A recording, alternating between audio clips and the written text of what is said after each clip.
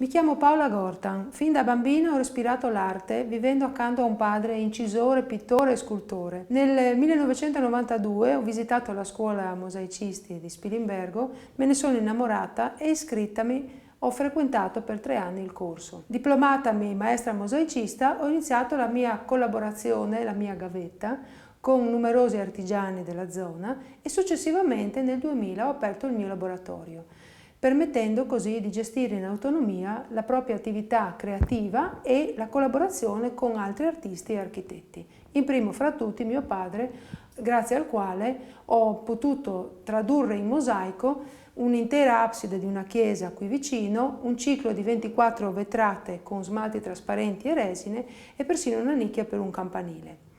In tutti questi anni di grande passione per l'arte in tutte le sue forme, la manualità e la creatività innata e l'esperienza mi hanno permesso oggi di creare le mie opere nelle più svariate forme e tipologie, dalle riproduzioni miniate dei classici e dei bizantini, alle interpretazioni personali dell'optical art e di ritratti, partendo dallo studio del disegno, fino a opere tridimensionali, nonché piccoli oggetti come idee regalo, sempre in mosaico, in tridimensione, oppure degli elementi d'arredo da inserire in un contesto privato o pubblico. In questi ultimi 10 anni, accanto all'attività di artigiana, artista mosaicista, affianco l'attività di maestra, tenendo dei corsi presso le scuole elementari e medie, presso la scuola prestigiosa di Spilimbergo e negli istituti penitenziari e ovviamente nel mio laboratorio,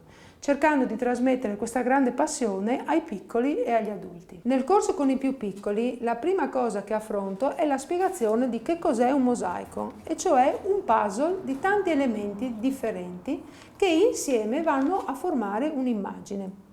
Iniziamo con l'approccio al mosaico studiando, tra virgolette, i mosaici antichi, i classici e romani, prendendo spunto da alcune immagini di Aquileia, a noi più vicina, per passare poi al mosaico bizantino di Ravenna. Spieghiamo quale tipologia di materiali è differente e gli attrezzi che si usano poi per il mosaico. Il primo mosaico che realizziamo è partendo dallo studio dei classici, quindi da un mosaico reale, in questo caso l'albero della vita d'Aquileia, semplifichiamo il disegno affinché i piccoli possano realizzare le tessere utilizzando dei semplici cartoncini colorati, ritagliano le tesserine necessarie al mosaico e vanno ad incollarle con una semplice colla vinilica. Quindi semplificato sia nel taglio, perché utilizziamo delle semplici forbici, sia nell'incollaggio. Ultimato il lavoro di carta, iniziamo una vera e propria progettazione del nuovo lavoro. Ai bimbi viene chiesto di schizzare, progettare un'idea di un disegno molto semplice da tradurre con 2 o 3 colori al massimo e successivamente il disegno da loro ideato viene riportato con la carta carbone sulla tavoletta di legno e qui inizia la vera e propria stesura del mosaico. Come tessere utilizziamo le prime tessere dei più antichi mosaici che abbiamo ritrovato e visto. I ciottoli non necessitano di essere tagliati. Nel caso in cui si voglia variare nel fondo, per esempio, si utilizza anche la martellina vera e propria e col vero attrezzo del mosaicista si procede a spaccare a metà i ciottoli, per poi utilizzarli così tagliati, a spacco quindi, per la stesura per esempio del fondo. La colla che utilizziamo in questo lavoro è la vera colla dei mosaicisti, una polvere cementizia unita ad un collante liquido a creare questa sorta di vera e propria malta su cui i ragazzi posano poi le singole tessere, in questo caso i ciottoli. Arrivati a questo punto affrontiamo i materiali artificiali e quindi le ceramiche, delle semplici piastrelle in formato piccolo per realizzare un sottopentola. Incolliamo i pezzettini sempre facilitati come collante con una colla vinilica e successivamente a lavoro ultimato andremo a fugarlo con una colla specifica. In questo lavoro utilizziamo per la prima volta le vere attrezzature per il mosaico, sempre facilitate. La martellina la lasciamo agli adulti e utilizziamo le tenaglie.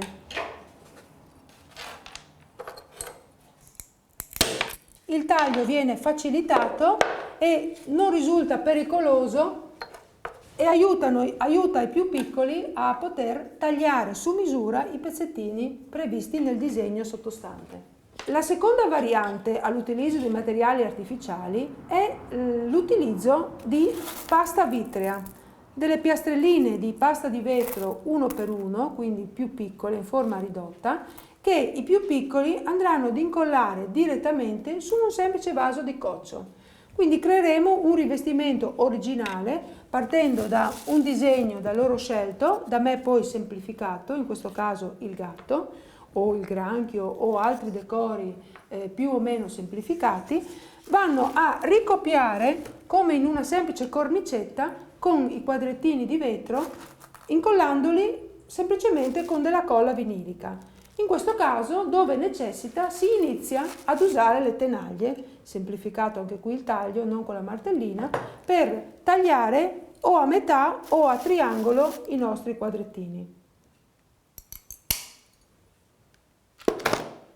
Finito il rivestimento del vaso, insieme ai più piccoli andremo a creare il collante vero e proprio, cioè un collante di fugatura, per poi essere lavato e lucidato nel giorno successivo.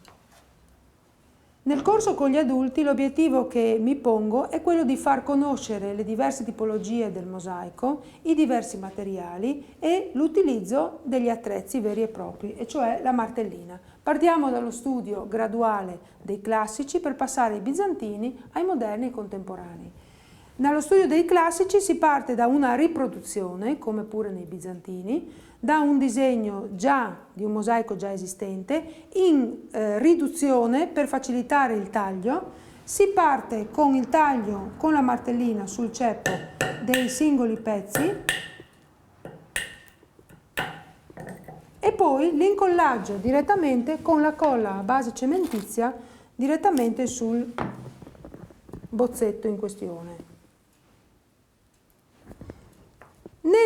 Nella fase successiva l'affrontare il mosaico bizantino è simile, solo che cambiamo il materiale, passiamo al materiale artificiale, quindi gli smalti e le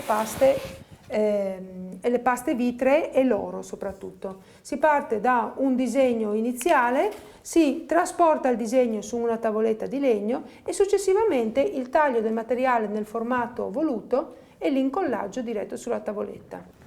Da qui si possono passare ad altri lavori più evoluti dove la riduzione della tessera o la rappresentazione di un volto richiede una maggiore maestria, oppure da un semplice motivo ornamentale